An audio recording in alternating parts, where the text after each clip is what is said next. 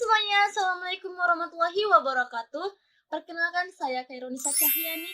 Saya mahasiswa dari Universitas Negeri Medan Fakultas Ilmu Pendidikan, jurusan Pendidikan Masyarakat, Stambuk 2021. Saya akan menjelaskan sedikit tentang materi yang ada di mata kuliah dasar-dasar BK yang dibimbing oleh Ibu dosen pengampu Ibu Rina Suryani SPD MPD. Nah, di sini saya akan menjelaskan sedikit tentang konsep dasar bimbingan dan konseling. Nah, nanti di konsep dasar ini ada pengertian bimbingan konseling, ada tujuan bimbingan konseling, arah pelayanan bimbingan konseling, fungsi bimbingan konseling, dan prinsip bimbingan konseling. Konsep dasar bimbingan dan konseling. Yang pertama ada pengertian bimbingan dan konseling. Pengertian bimbingan secara etimologis merupakan terjemahan dari kata guidance, berasal dari kata kerja to guide, yang mempunyai arti menunjukkan, membimbing, menuntut, dan membantu. Secara umum, bimbingan dapat diartikan sebagai suatu bantuan atau tuntutan. Menurut Lefevre, bimbingan adalah bagian dari proses pendidikan yang teratur dan sistematik, guna membantu pertumbuhan anak muda atas kekuatannya dalam menentukan dan mengarahkan hidupnya sendiri, yang pada akhirnya ia dapat memperoleh pengalaman-pengalaman yang dapat memberikan sumbangan yang berarti bagi masyarakat. Adapun konseling berasal dari istilah Inggris counseling yang kemudian diindonesiakan menjadi konseling. Konseling adalah suatu proses yang berorientasikan belajar, dilaksanakan dalam suatu lingkungan sosial, di mana konselor berusaha membantu klien dengan metode yang sesuai atau cocok dengan kebutuhan klien tersebut, agar individu dapat mempelajari lebih baik tentang dirinya sendiri.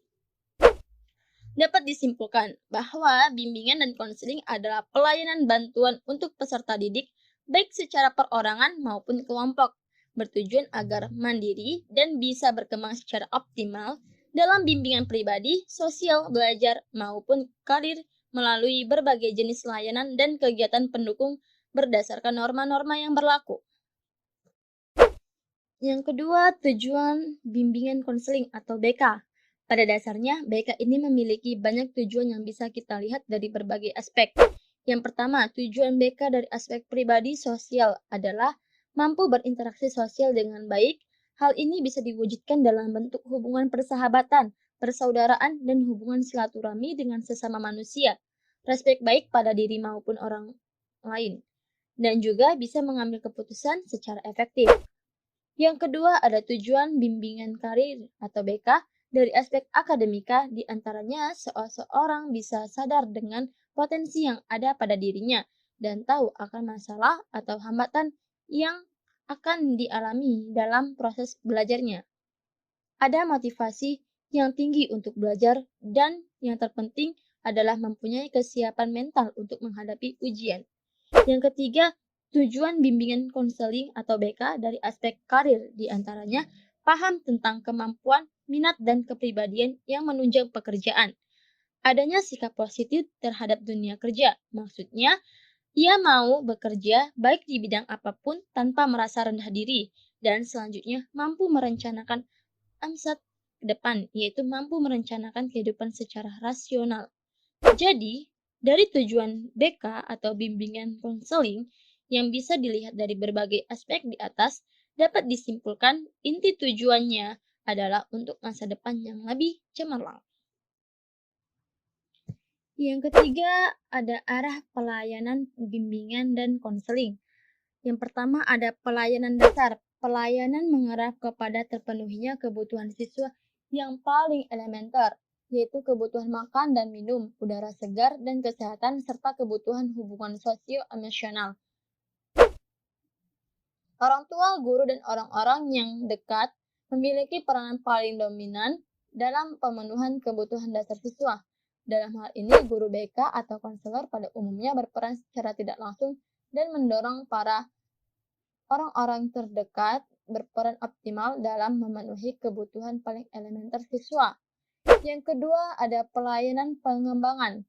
Pelayanan untuk mengembangkan potensi peserta didik sesuai dengan tahap-tahap dan tugas-tugas perkembangannya.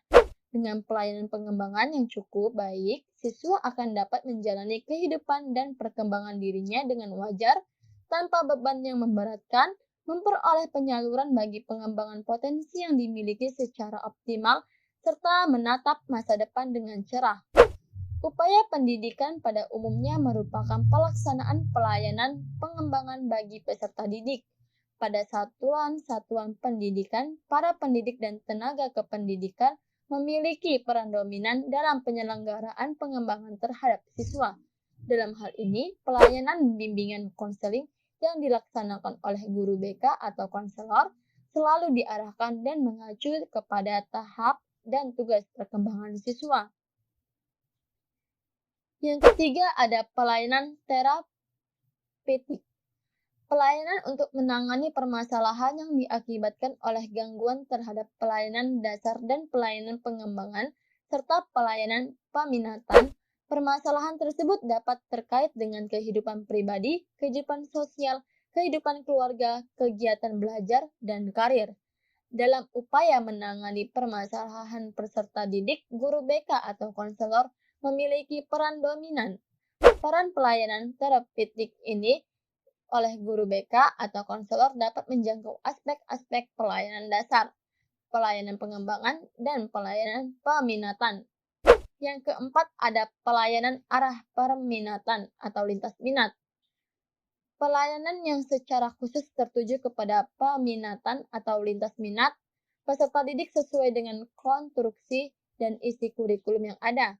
Arah peminatan dan lintas minat ini terkait dengan bidang-bidang bimbingan pribadi, sosial, belajar, dan karir dengan menggunakan segenap perangkat atau jenis layanan dan kegiatan pendukung yang ada dalam pelayanan BK.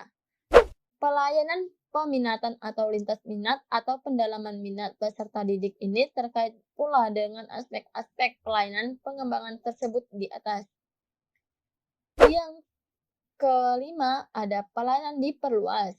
Pelayanan dengan sasaran di luar dari siswa pada suatu pendidikan seperti personil satuan pendidik, oleh orang tua dan warga masyarakat lainnya yang semuanya itu terkait dengan kehidupan satuan pendidikan dengan arah pokok terselenggaranya dan suksesnya tugas utama satuan pendidikan. Proses pembelajaran, optimalisasi pengembangan potensi siswa. Pelayanan diperluas ini dapat terkait secara langsung ataupun tidak langsung dengan kegiatan pelayanan dasar, pengembangan peminatan, dan pelayanan terapeutik tersebut di atas. Yang keempat ada fungsi bimbingan dan konseling.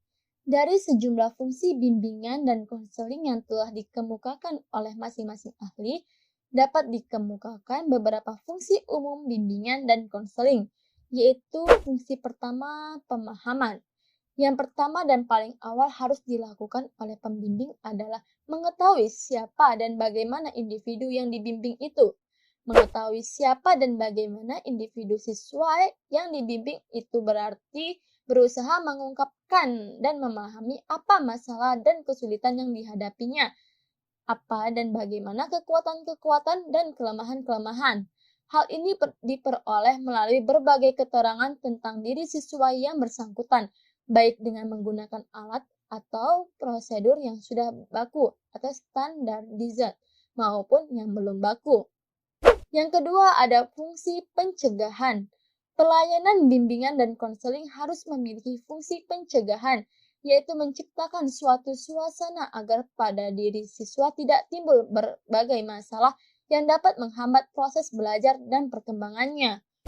Untuk menjalankan fungsi ini, kiranya suatu program bimbingan yang terencana dan terarah perlu ditempuh, sehingga segala sesuatu yang dapat menghambat pencapaian tujuan pendidikan, seperti kesulitan belajar, kekurangan informasi, masalah-masalah ketertiban sekolah, dan masalah sosial lainnya dapat dihindari.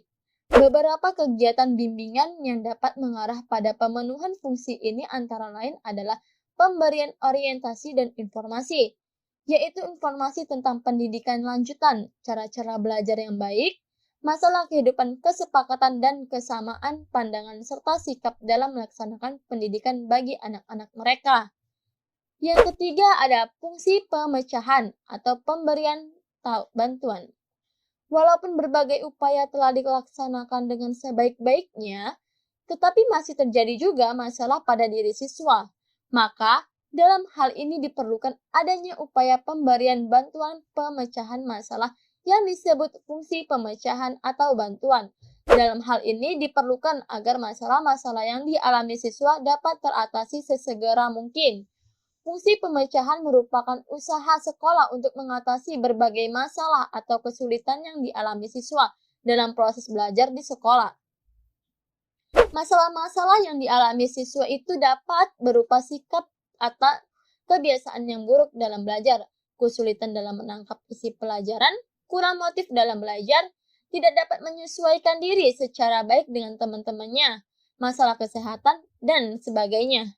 Fungsi pemecahan ini dapat diselenggarakan oleh konselor atau guru sesuai dengan jenis dan sifat dari kesulitan yang dialami oleh siswa. Yang keempat ada fungsi pengembangan. Pelayanan bimbingan dan konseling bukan sekedar mengatasi kesulitan yang dialami siswa, melainkan juga berupaya agar siswa dapat mengembangkan segenap potensi yang dimilikinya. Fungsi ini dapat dilakukan antara lain dengan menyalurkan bakat, kemampuan, dan minat serta cita-cita siswa dengan menyediakan berbagai kegiatan di sekolah seperti kegiatan olahraga, kesenian, kelompok-kelompok studi tertentu, karya wisata, palang merah remaja, pramuka, dan kelompok pecinta alam. Yang kelima ada prinsip bimbingan dan konseling. Bimbingan adalah suatu proses yang membantu individu agar mereka dapat menyelesaikan masalah yang dihadapinya. Bimbingan hendaknya berfokus pada individu yang dibimbing. Bimbingan harus luas dengan identifikasi kebutuhan yang dirasakan oleh individu yang dibimbingnya. Bimbingan dan konseling diperuntukkan bagi semua konselor yang berarti bahwa bimbingan ini baik yang bermasalah maupun tidak bermasalah. Dalam hal ini menggunakan pendekatan yang di dalam bimbingan lebih bersifat preventif dan pengembangan diri pada penyembuhan. Bimbingan bukan hanya tugas atau tanggung jawab konselor, tetapi juga guru-guru dan kepala sekolah atau madrasah sesuai dengan tugas dan perannya masing-masing. Oke, baiklah. Itu saja yang bisa saya sampaikan. Semoga dapat difahami dan menambah informasi seputar bimbingan dan konseling. Terima kasih, stay safe and stay healthy. See you!